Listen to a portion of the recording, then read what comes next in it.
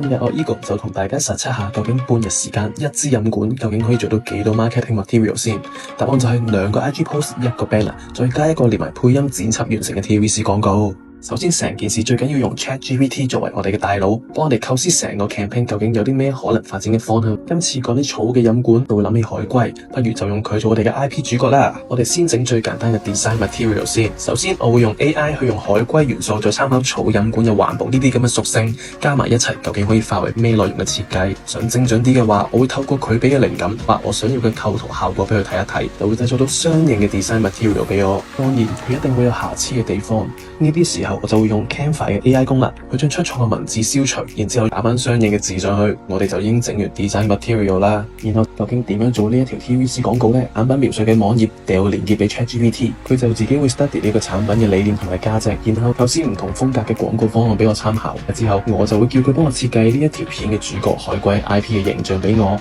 為咗條片更接近我腦裏邊諗嘅嘢，我會用草稿畫出嚟，然之後叫佢生產相應嘅分鏡構圖俾我。然後今次照舊用咗 Google 嘅 VO2 整咗相應嘅影片素材，再加埋我用咗海螺嘅 Minimax AI 將相應嘅對白變為好真實嘅廣東話旁白，最後加埋剪輯，一條 TVC 就咁就搞掂啦。記得啊，如果想知道詳細嘅教學或者想我哋親身做一次俾你睇，記得留言上知，我哋就會將相關嘅資訊提供俾你。